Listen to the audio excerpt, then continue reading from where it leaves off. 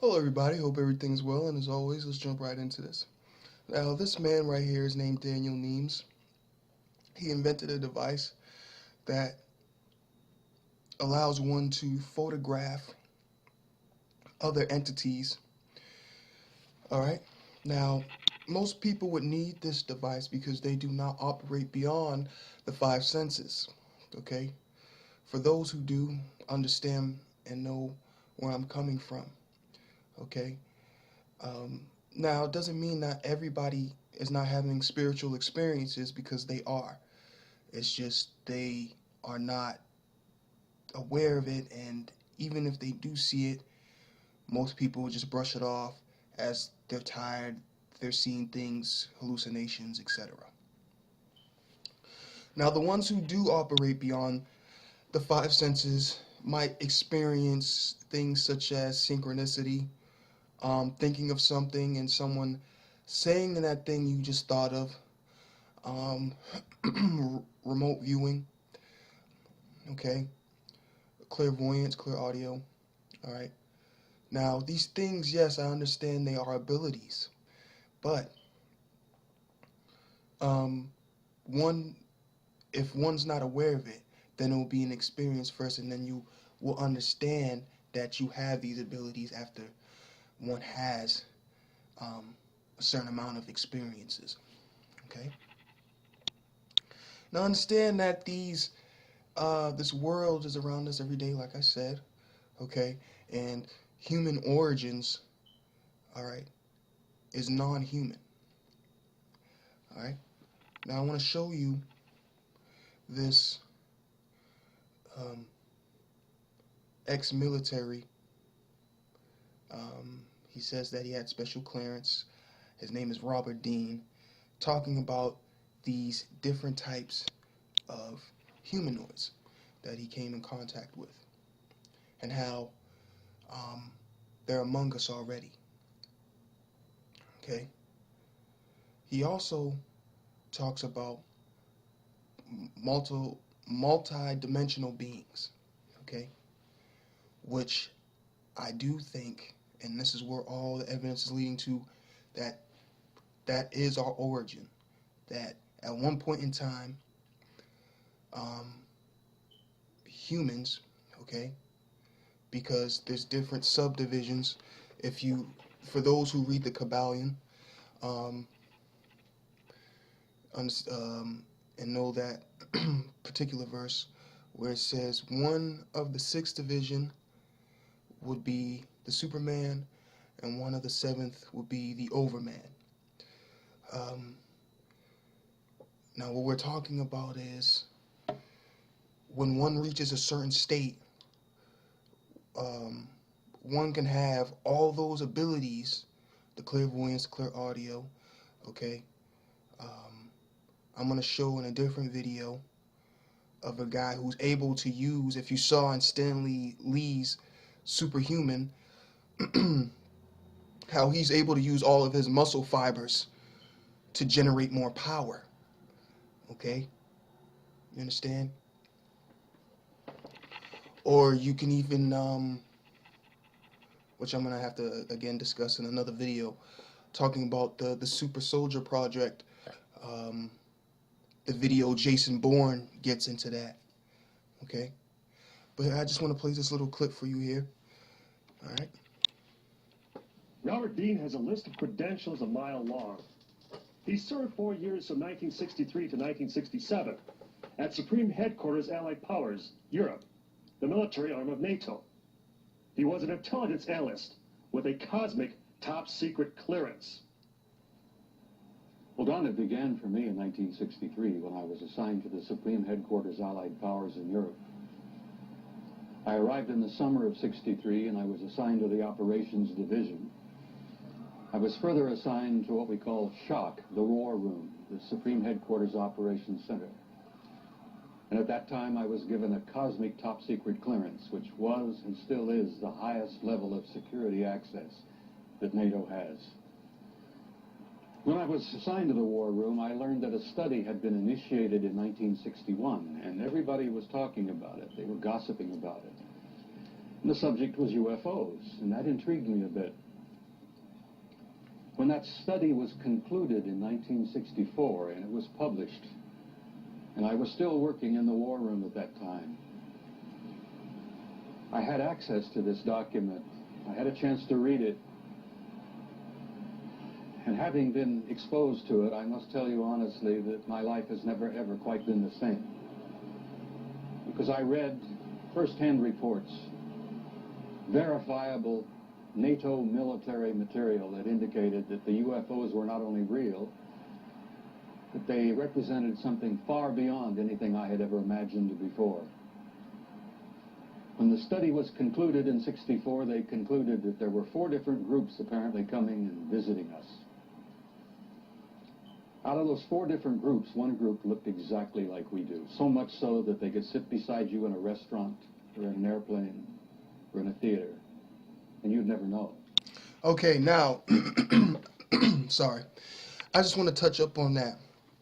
Now, again, they have to confuse you, because now they try to be like, oh, it was different planets and all that. Remember, we talked about this before.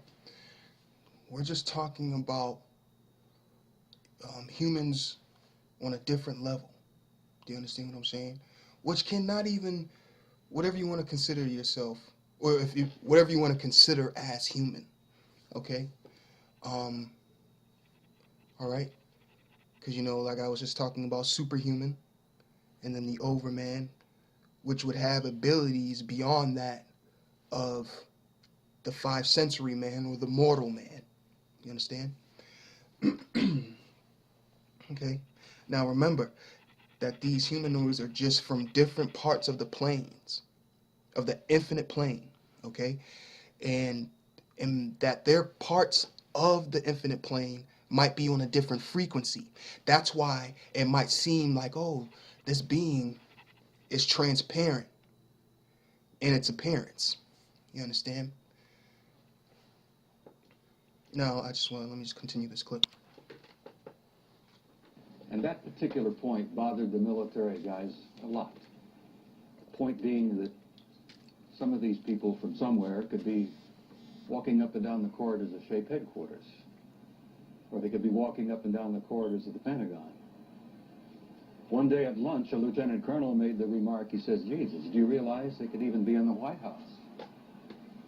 And there was a little forced laughter at that point, I remember, because a lot of us over the years have had some misgivings about the occupants of the White House. But the point I'm making is that the idea that aliens could be here in our midst bothered the military, because if you... No such thing as aliens. Remember, I know I keep pausing it and to say that, but just drill that into your mind. That's what they're trying to confuse you on. They want you to think that, oh, a million miles away, but yet they can turn around and say that they can bend space and time, just fold it. So that would mean that at the end of the day, even if it was isolated bodies, they can get here in a microsecond, if not faster. You understand what I'm saying? You're not paranoid when you go into the service. You're certainly trained very quickly to be so. It's the nature of the military mind, I think, to be paranoid. But that was only part of the story. The SHAPE conclusions in '64 were that there were 4 groups that we knew of. They were apparently interplanetary. Some very likely were interstellar. They even concluded that some of them could be intergalactic. When I retired in 1976, many of our military people knew at that point that we were not simply dealing with visitations from people from other planets or star systems.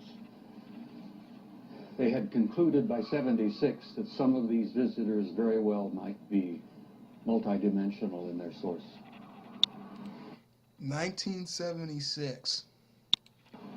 The evidence that we had collected and the evidence that they had repeatedly demonstrated to us, and that's no accident. It became very clear after a time that there was a program or a process of some kind underway, that they had demonstrated over and over and over again that they apparently were able to manipulate matter and time. Now, this really shook up our scientists. There are a lot of new young scientists in particle physics today who talk about multiple dimensions. There's a brilliant young professor in New York by the name of Michio Kaku, who has written a brilliant book called Hyperspace, where they talk about 10 separate dimensions. I'm not enough of a physicist to try to explain to you what a dimension is. Now, he mentioned Mishimu Mukaku, all right? Again, I might not be pronouncing his name 100% correctly, but I showed him before, okay, and a lot of my previous videos, all right? Now, you can see how old this is because you can, like I said, you can go back in my previous videos. They now found out that there is 11 different dimensions, all right? They said there's more, but when you go beyond that level, it gets, in so many words, crazy. He said you can go back and watch that if you want, all right? Now, let me play the rest of this for you. Oh, and before I continue this, I want to say that we, as beings, are going back to that. Being multi-dimensional in our being and being able to traverse through the different dimensions freely, because that's how it was in ancient times. Now let me just replay this. But the idea that there could be intelligences from somewhere else, from other dimensions, coming and going into our reality, it's been quite a shakeup in traditional science. I guess I speak out openly and bluntly about this because I feel so strongly about it. I violate my security oath every time I speak about it. I do it intentionally and I do it on purpose because I feel so strongly that the American people not only have a right to know the truth, but they have a need to know the truth. The truth, Don, apparently is simply this, that we're not alone, we've never been alone. We are apparently part of an infinite universe filled with intelligent life. Infinite plane. I find that exciting. It doesn't frighten me.